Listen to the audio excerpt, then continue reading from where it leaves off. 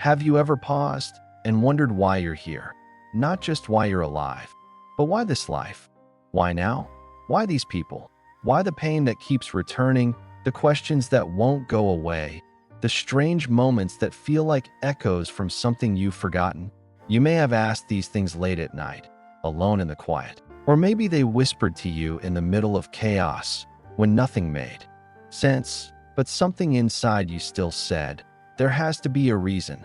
What if there is? What if this life, every twist, every heartache, every synchronicity, isn't random at all? What if your soul made a choice? Long before your first breath, before your body formed, before time wrapped around your name, your soul stood at the threshold of this life and whispered, yes, not because it needed to prove anything, not because it had to, but because it saw something here, something only this exact life could offer. You didn't choose comfort. You didn't choose certainty. You chose contrast. You chose forgetting. Because through forgetting, you would have the chance to truly remember, not in theory, but through lived experience. To remember who you are by walking through what you are not. In the higher realms, connection is effortless. But here, it becomes sacred. Because here, you get to choose love when it would be easier to close. You get to open your heart in a world that often teaches fear. You get to grow not because you're forced, but because your soul longs to expand. This was never about fate. This is not a punishment. This is a design crafted by your soul in collaboration with something greater. It's the soul's secret choice to step into time, into form, into forgetting, so that remembering would be real. And so, this is where your journey begins, not at birth, but at that first yes. The moment your soul chose to walk into this beautiful, complicated, sacred life.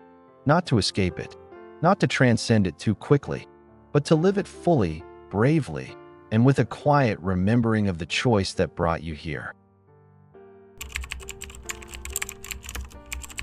The Wheel of Life. Understanding the journey of the soul. If your soul chose this life, then what is it choosing from? What lies beyond this single lifetime, this singular story?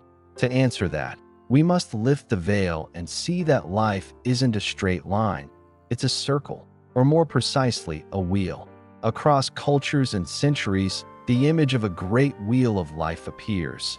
In Buddhism, it's called samsara, the endless cycle of birth, death, and rebirth. In other traditions, it shows up as reincarnation, soul evolution, or the spiral path of consciousness. Whatever name it takes, the idea is this: you've been here before, and you may come again, not as punishment, not by mistake, but as a journey, a spiral dance of remembering, unlearning, evolving. Each life is not a random reset, but a continuation, a new chapter in a long, sacred story. One where your soul gets to explore different facets of existence. Sometimes as the hero, sometimes as the wounded, sometimes as the teacher, sometimes as the one who forgets. And with each turn of the wheel, your soul gathers wisdom, not always in linear growth, but in depth. You might revisit similar lessons in different costumes. You might find that what once triggered you now opens your heart. You might discover that suffering wasn't failure, but a form of alchemy. The wheel of life is not a trap, it's a mirror. It reflects where you are in your remembering. The soul doesn't evolve by escaping life, but by engaging with it more consciously. Reincarnation, in this sense, is not a spiritual treadmill. It's an invitation to deepen your awareness, to untangle old karmic threads, to love where you once judged, and to choose differently this time. You are not starting over. You are spiraling inward, closer and closer to the core of who you really are. And here's the secret that changes everything. You are not a passive traveler on this wheel. You are a co-creator of each incarnation. The life you're living now was chosen, with care, with courage, and with a deep knowing of what your soul still longed to experience. Yes, some lessons are hard. Some patterns repeat. But the repetition is not punishment, it's opportunity. Each return is a doorway to transform reaction into response, pain into presence, forgetting into freedom.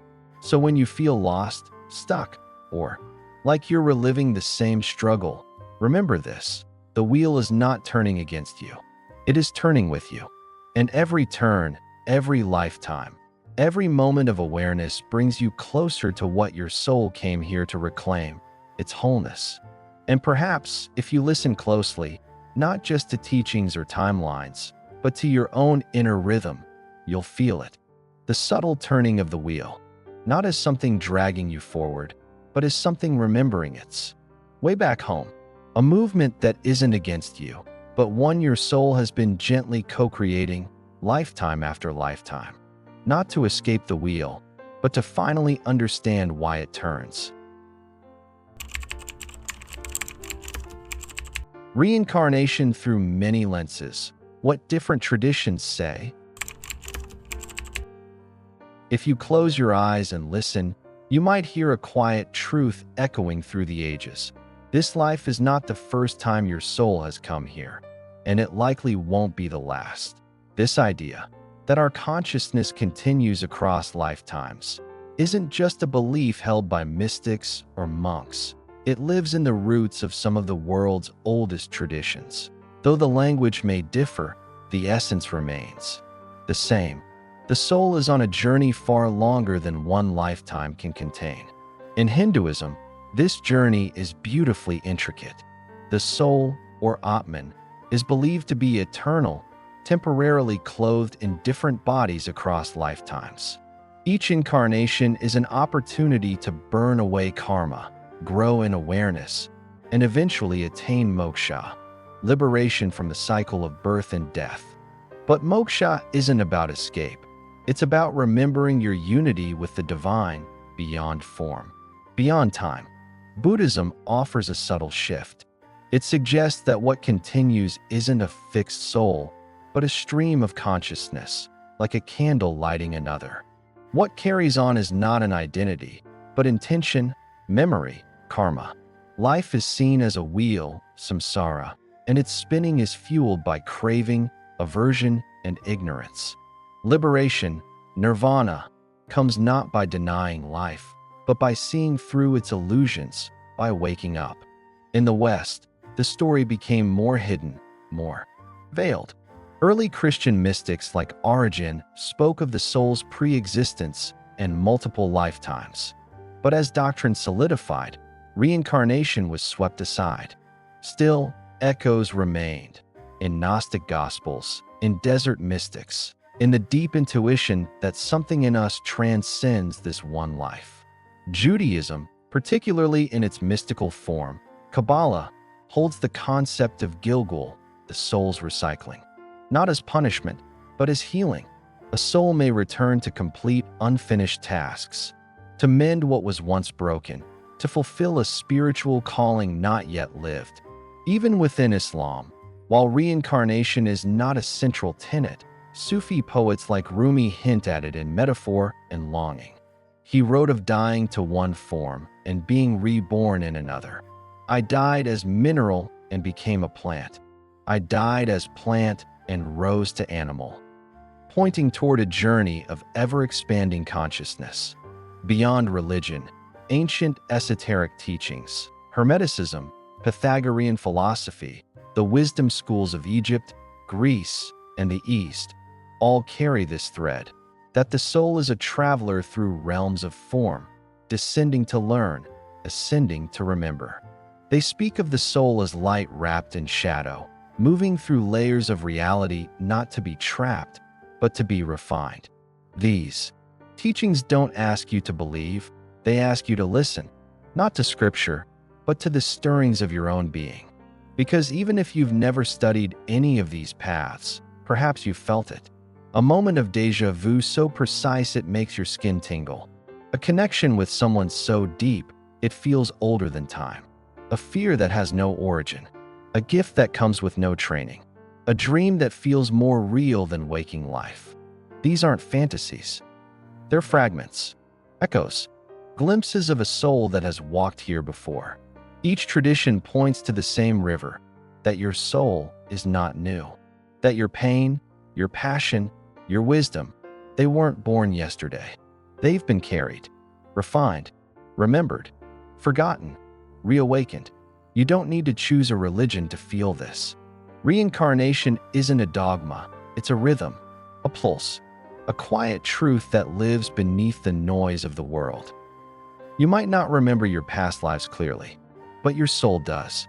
And when you feel drawn to certain places, certain people, certain lessons, it may be the soul saying, "We've been here before, and we still have something to learn."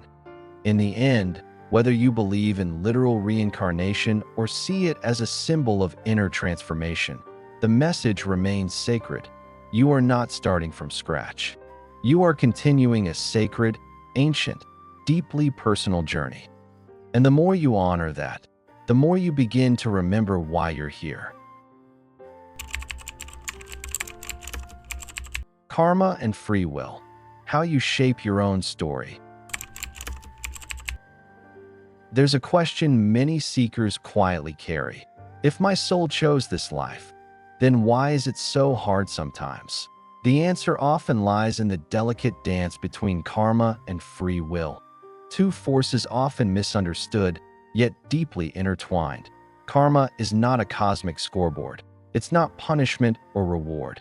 It's more like echo and resonance. Every thought, action, or intention sends out a vibration, like a pebble, dropped into still water. That ripple moves outward and eventually returns. Not because someone is judging you, but because energy naturally seeks balance. Karma is that balance unfolding over time. But karma doesn't bind you. It reminds you. It reflects back to you what still needs healing, what's still out of harmony within. It brings you face to face with the energies you've once set in motion, not to punish, but to offer the gift of awareness. Karma says, here is the impact of your past. Now, how will you meet it? And that's where free will comes in. Free will is your power to respond. It's your ability to choose, consciously, courageously, even when the path is difficult. Karma may write the setting, but free will decides the response. And in your response, the script begins to shift. You might find yourself in familiar emotional loops. The same arguments, the same fears, the same relationships that unravel. The same way. That's not failure. That's recognition. The soul circling back, offering you a second chance to choose differently. You are not here to be controlled by the past. You are here to meet it with new awareness. Sometimes, karmic patterns come from other lives. Sometimes, they're inherited through family, culture, or soul contracts. But regardless of origin, they can be transformed. Because karma is not fixed, it's fluid. And every choice you make rewrites the future, even if the past echoes loudly.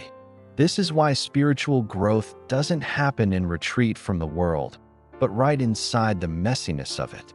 Each reaction is a fork in the road. Every pause, every breath, every moment of compassion softens the karmic thread. Sometimes, the most radical act of free will is simply not repeating what once felt automatic. Your life is not a sentence written in stone. It's a story written in real time, with ink, that responds to your hands. And what's most beautiful, the deeper your awareness, the less karma needs to repeat. When the lesson is fully integrated, not just intellectually, but emotionally, soulfully, the wheel slows down. The loops dissolve. What once returned again and again no longer needs to. Because karma isn't here to haunt you. It's here to wake you. And free will isn't a burden. It's your liberation. So the next time you find yourself in a familiar struggle, ask, what is life trying to teach me now? And then listen, not just with your mind, but with your heart. Because that question, asked sincerely, is the moment karma becomes consciousness. And consciousness is where new stories begin. Lessons in contrast. Why we learn through light and shadow. If your soul came here to grow, then it came to Earth on purpose. And Earth was never meant to be all light. This realm, This dimension, this life, it was designed as a school of contrast, not to confuse you, but to sharpen your seeing, not to punish you, but to give you context. Because in truth, we only know what something is by encountering what it is not. You don't just learn what love is, you learn it by losing it, by watching it be withheld, by learning how to give it even when it's not returned. You don't understand peace by being told about it. You find it when the noise in your life is too loud, and still, somewhere inside, you choose quiet. You don't discover your strength when things go smoothly. You find it when everything cracks, and you still decide to get up. Light alone doesn't teach. Contrast does. Darkness is not the enemy of light. It's its teacher. It's what makes the light visible, meaningful, and alive. Without shadow, you would never know you were shining. And so, your soul came not just for joy, but for tension. Not just for ease, but for expansion. Because this world doesn't make things easy, but it makes them real. Some of your deepest growth will come through the hardest moments. The betrayals, the doubts, the illnesses, the loss. They aren't meaningless. They aren't signs you've strayed from the path. Often, they are the path. Because contrast is how the soul remembers. Through the mirror of what we are not, we see more clearly who we are. You weren't sent here to avoid the shadow. You were sent to walk with it, to understand it, to be shaped by it, to soften through it. Every time you hold love in the presence of fear, every time you offer compassion in the face of judgment, you are not failing. You are learning to see in the dark. And that is a sacred kind of sight. There is a quiet grace in embracing the mess, the contrast, the tension of being human. And when you stop asking, "Why is this happening to me?" and begin asking, "What is this revealing in me?" you shift. You stop fighting the shadow and begin listening to it. You stop trying to escape and start transmuting. Because the point of the darkness was never to trap you. It was to teach you how to carry the light. The gift of amnesia, forgetting, so we can remember deeper. It's one of the great paradoxes of the soul's journey. If we've lived before, if we've chosen this life, why don't we remember? Why is the slate wiped clean when the body takes its first breath? We forget, not because we're broken, but because we're brave. The forgetting isn't a flaw. It's part of the design. Your soul chose to forget not to punish itself, but to truly experience what it means to remember. Because remembering, real remembering, means rediscovering truth in a world where it's not handed to you. It means recognizing love in a place where fear is louder. It means finding your way back to yourself, not because someone told you, but because something deep within you whispered, "This is it." When we forget, we don't stop being who we are. We just stop recognizing it for a while.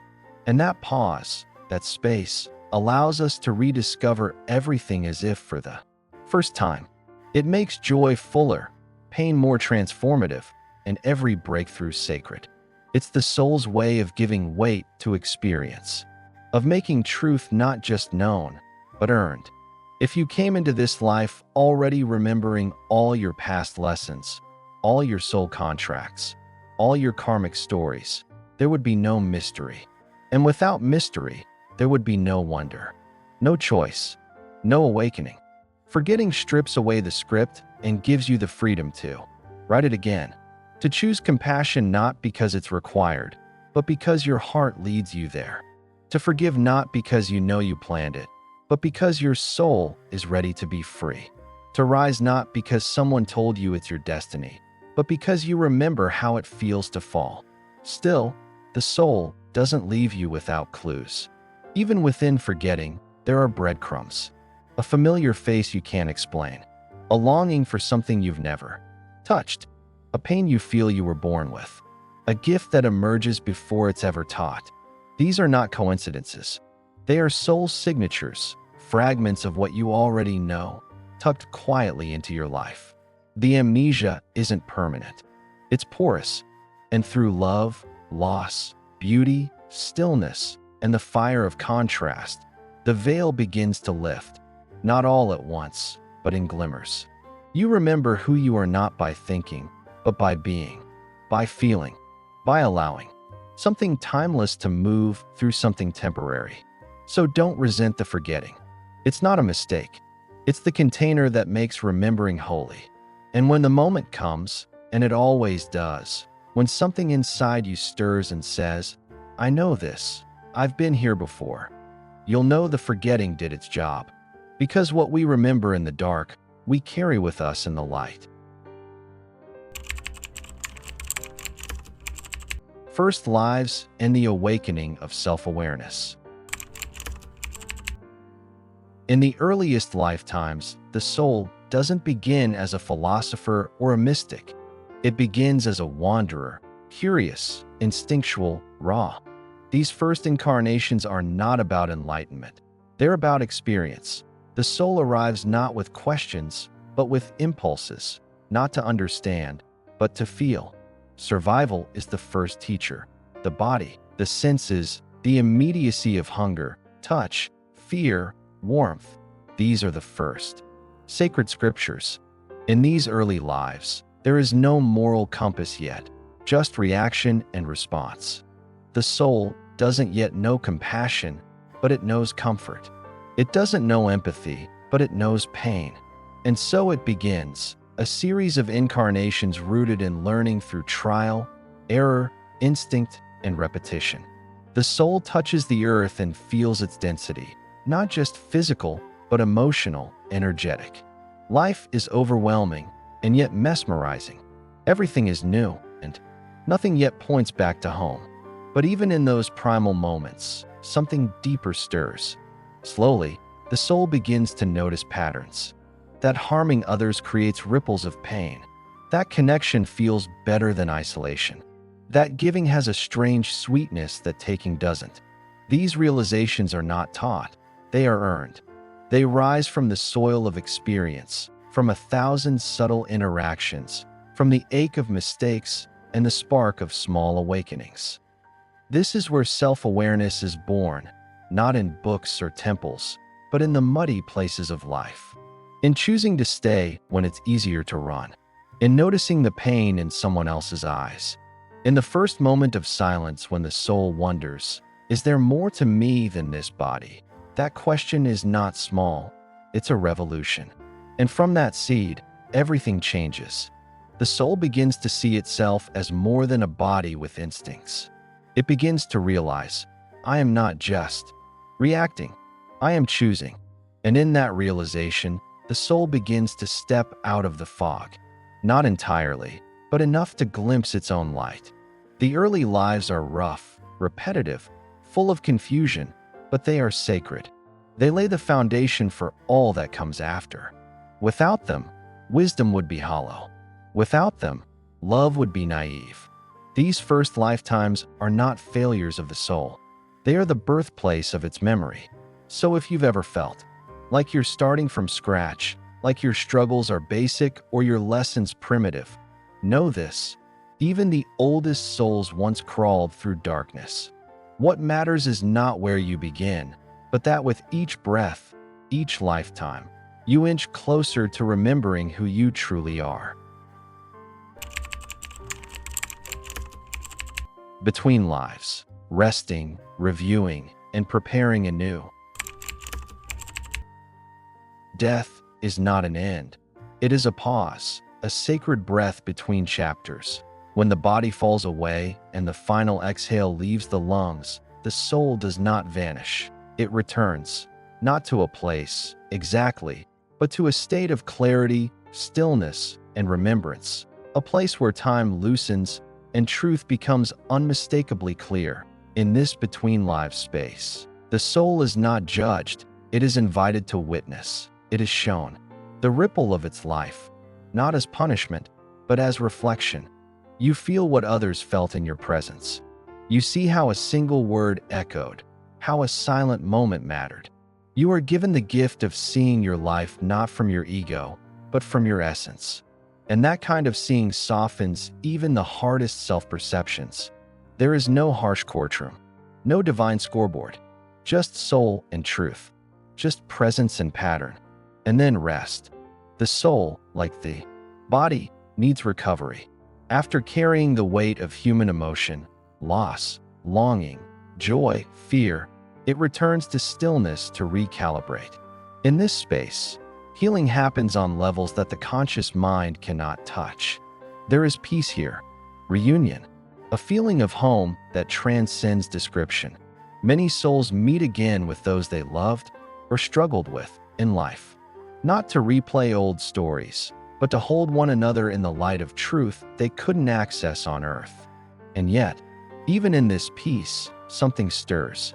The soul begins to feel the pull again, not from guilt or obligation, but from purpose. From the quiet whisper, there is more to learn. And so, the review deepens. The soul meets with guides, elders, beings of light, sometimes even members of its soul group, to look honestly, lovingly at what unfolded. Not to dwell, but to design. Not to regret, but to realign. Together, they begin crafting the next experience, not as a rigid script, but as a living blueprint, one shaped by desire for growth, healing, and contribution. The soul chooses where to return, who to meet, what challenges will become classrooms, what limitations will become teachers, what gifts will be needed, and when they will be remembered. Some souls return quickly, others wait. There is no rush, no deadline, only readiness. And when the moment comes, the soul does not descend in fear. It steps forward, with sacred intention, with courage, with a quiet yes. The veil will fall again, the forgetting will come, but somewhere inside, the soul will remember the love it was held in, the truth it witnessed, and the purpose it chose. And that will be enough to guide it, even through the darkest of nights. Because between lives, we remember that none of this is random. And when we return, that memory hides like a flame beneath the surface, waiting for us to see it again. Sacred agreements, the people who shape our path. Not every person who enters your life is random. Some arrive like whispers from a deeper plan. Some crash in like storms. Others slip in quietly, shaping you from the inside out. And beneath the surface of these encounters, beneath the smiles, the conflicts, the heartbreak, the connection, there is something far older, a sacred agreement. Before your soul returned to earth, you did not plan every detail of your life, but you did choose key companions. You sat in stillness with other souls, some of whom you've met before, and together, you made promises. I will help you grow. You will challenge me. We will remember together. These soul contracts aren't written in force. They are chosen in love, and they aren't always comfortable. Some of the most important agreements are the hardest to live. The partner who breaks your heart may be the one who cracks you open. The parent who couldn't love you may be the one who taught you how to love yourself. The friend who disappears might be the one who forces you to stand on your own. This doesn't mean we should stay in harmful situations. Free will is always active. We are allowed to walk away, to change course, to rewrite how the agreement plays out. But even in endings, something sacred remains. The contract served its purpose. It awakened something. And in that awakening, the soul remembers its path. Some soul connections are sweet, others sharp. But all are teachers. All are mirrors. And often, we feel it in the moment we meet them, not through logic, but through recognition. That strange knowing. That sense of, I've known you before. Or sometimes, I've been waiting for you. These are not fantasies. They are echoes from before time. From the place where you and another soul said yes to each other, not for comfort, but for growth. Even those we clash with, those who frustrate or trigger us, may be playing roles agreed upon long ago. Not to hurt, but to reveal. To press on wounds that need healing. To ignite strength that's been buried. And though our egos may resist it, the soul bows with gratitude. Understanding sacred agreements doesn't mean romanticizing pain. It means reclaiming meaning. It means trusting that the people in your life, especially the most impactful, are part of something deeper, something choreographed not by chance, but by choice. And when you begin to see your relationships through this lens, not as random, but as intentional, you soften, you forgive, you learn, and you begin to love with the awareness that every connection is an opportunity, not just to be seen, but to remember who you really are. Blueprints of life. How souls choose their earthly experience. Before you were born, long before you took your first breath, you were not asleep. Your soul was awake, present, luminous, fully aware. And in that sacred stillness between lives, you didn't just drift into a new incarnation. You helped shape it. The life you're living now was not handed to you. It was designed with intention, with compassion, with the deep knowing of what your soul still needed to remember, to heal, to embody. Not every detail was fixed, but certain themes, relationships, and turning points were chosen, like markers on a map, not to confine you, but to guide you. You didn't choose this life as a punishment. You chose it as a curriculum, a living classroom where the lessons could unfold through real experience. You chose your body, not just its strengths, but its challenges. You chose your family, not just for love, but for the friction that would shape you. You chose moments of joy and moments of fracture, knowing each would hold something sacred. None of this was random. It was crafted in conversation, with guides, elders, beings of light, and perhaps most meaningfully, with other souls who would walk beside you. You asked questions like, what am I ready to face? What patterns am I here to break? What gifts am I ready to reclaim? What wounds am I finally willing to transform into wisdom? From that space, you co-created a blueprint, not a script, not a prison, but a possibility, a framework of choices, each carrying its own unfolding. Free will would remain intact. At any point, you could turn away, delay, rewrite. But the soul knew. The blueprint would whisper. Through synchronicities, through intuition, through the magnetic pull towards certain people, places, paths. It would always be there, calling you home to your deeper why. And when life feels too heavy or senseless or unfair, the soul doesn't shame you. It waits patiently.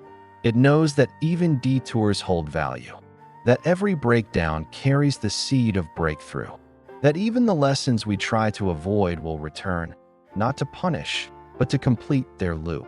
You don't have to remember your blueprint to live it.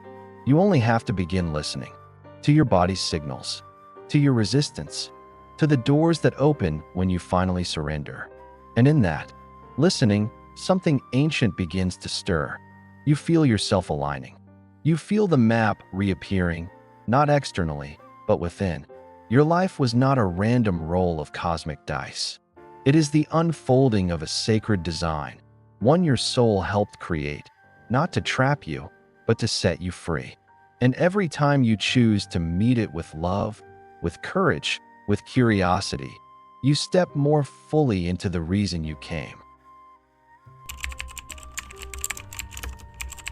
Growing beyond the cycle, the soul's path to freedom. There comes a point, lifetime after lifetime, when the soul begins to ask not just, what am I learning? But, what is this all for? The questions grow quieter, deeper, like echoes from beyond the veil. And somewhere within them lies the turning point. The soul no longer seeks just to repeat the dance of karma, but to step beyond it. This is not about escape. It is not about rejecting life or bypassing pain.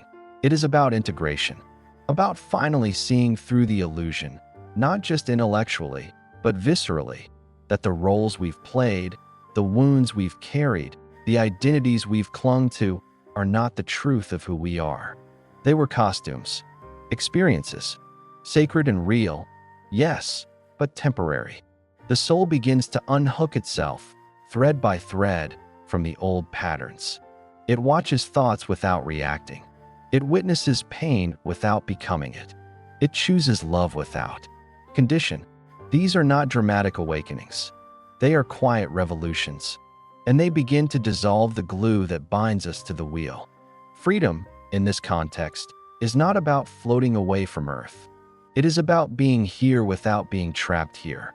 It's the ability to be fully present, aware of suffering, but not defined by it, rooted in compassion, but free from attachment. The awakened soul doesn't fight the cycle. It simply no longer fuels it. And in this softening, something profound happens. Karma transforms, not into absence, but into harmony, not into detachment, but into clarity. The soul no longer reincarnates by compulsion, but by choice. It no longer returns to heal wounds, but to serve from wholeness. Some choose to stay beyond the veil, helping from subtler realms. Others return as teachers, healers, quiet guides, embodying presence more than preaching truth. They don't speak of freedom as a concept. They embody it as a way of being. Their lives may look ordinary, but their energy is unmistakable. You don't have to be a master to begin walking this path. Every act of forgiveness loosens a thread. Every moment of stillness lifts a veil. Every time you choose to see yourself and others through the eyes of compassion, you step off the wheel a little more. Liberation isn't a prize. It's a remembering of the light you've always been, of the peace that was never lost, only buried, of the freedom that's not somewhere else, but already inside you, waiting to be lived. The ones who came back, masters, mentors, and silent guides. Not every soul returns to Earth out of necessity. Some come back by choice, quietly, intentionally, with open eyes and a heart full of remembrance. These are the ones who have walked the spiral path again and again, who have tasted liberation and yet turned back, not for their own evolution, but for ours. They are the masters, the mentors, the guides whose presence feels different, not because they claim to know everything, but because they carry a kind of stillness that reminds us of something ancient inside ourselves. Their words don't preach. They resonate. Their eyes don't convince. They see. These souls have nothing left to prove. Their karma is not unfinished. Their purpose is not personal. They return like lanterns in the dark, sometimes bright and visible, sometimes hidden in ordinary forms. They may be spiritual teachers, yes, but they may also be artists, caregivers, quiet friends, or the stranger who says the exact thing your soul needed to hear. Their power is not in being worshipped, but in helping us remember that the divine lives within us too. Some walk publicly: Buddha, Jesus, Yeshua, Kuan Yin, Rumi, Krishna, names etched across centuries. But most return softly, without titles or temples. They hold space in classrooms, in kitchens, in hospital rooms, on sidewalks. They don't seek recognition, only resonance. They don't ask to be followed, they walk beside. And then there are the silent guides, the ones we don't see with the eyes, but feel with the heart. The unseen helpers who nudge, protect, whisper in dreams, and line up synchronicities. We feel them in the warmth of a sudden clarity, in the timing that feels too perfect, in the soft yes that rises when logic says no. These are not fantasies. They are reminders that the veil is thin and love is persistent. The presence of awakened beings does not mean they will walk the path for us. They won't bypass our growth, erase our pain, or make our choices. But they illuminate. They model what it means to live from presence, to serve from stillness, to act from love without attachment to outcome. And perhaps their greatest gift is this: they don't make us feel small. They make us remember we were never small to begin with. You don't need to become a master to be a guide. You only need to live sincerely, to listen deeply, to show up with compassion again and again in the places where others have forgotten who they are. And in doing so, you join their lineage. not through title, but through presence. Because the true master doesn't create followers. They create more light. Becoming a light, exactly where you are. You don't have to wait until you're enlightened to begin offering light. You don't need to master every lesson, resolve every past life, or transcend the ego entirely before you become a blessing to the world around you. You can begin now, right here, in this exact moment, with your flaws, your questions, your beautifully unfinished self. Because the soul's purpose is not perfection. It's presence, it's love made visible. In small moments, a kind word, a deep breath before reacting, a hand offered without expectation. These are not minor acts. These are revolutions, quiet, ordinary revolutions that ripple farther than we can see. You may think your life is too ordinary, your problems too loud, your heart too tired to do anything meaningful. But light doesn't need to be loud. A single candle doesn't shout, it just burns. And in doing so, it reminds others that they, too, can ignite. Sometimes the most powerful thing you can do for the world is heal yourself. Not selfishly, but honestly. Because every layer of fear you dissolve makes it easier for someone else to breathe. Every time you choose compassion over cynicism, presence over distraction, softness over defense, you carve a path that others can follow. You don't have to be a spiritual teacher to be a teacher of the spirit. You don't have to speak wisdom to radiate it. You just have to keep showing up with sincerity, with humility, with the courage to be human and sacred at once. Your light is needed, not later, not elsewhere, but here. In your home, in your workplace, in the uncomfortable conversation, the messy grief, the awkward silence. Enlightenment isn't a mountaintop. It's how you treat the person right in front of you. It's how you meet yourself in your quietest hour. And no, you won't always get it right. But that's not the point. The point is to keep returning, to keep opening, to keep letting the divine shine through the cracks. Because in the end, the world doesn't need perfect people. It needs people who remember their light, even when it's hard to see. And the moment you live from that place, even for a breath, you become part of the healing, right where you are. This life is the door, a quiet invitation to remember. This life is not a test. It's not a punishment. It's not something to escape. It is a door, quiet, ordinary looking, but sacred. You may have forgotten why you came here. That's part of the path, but something within you, deeper than thought, older than memory, still remembers. It speaks not in noise, but in a soft whisper. It doesn't push, it invites. Every challenge, every joy, every person you've met, every lesson you've struggled with, none of it was random. All of it was chosen, not to hurt you, but to awaken you. You chose this life. You chose this body. You chose this moment. And that means this moment is enough. Not to be perfect, but to begin again, to soften, to listen, to remember. So if something in this journey stirred your heart, if a part of you exhaled and thought, yes, this feels like truth, then you're not alone. Share this light. Let it ripple. You never know who's waiting to remember because you remembered first. And if you'd like to keep walking this path together, subscribe, like, or explore the next video. There is so much more your soul already knows, and we're only just beginning to remember it, together. Until then, breathe. Be kind to your unfolding. And remember, you are light. Exactly where you are.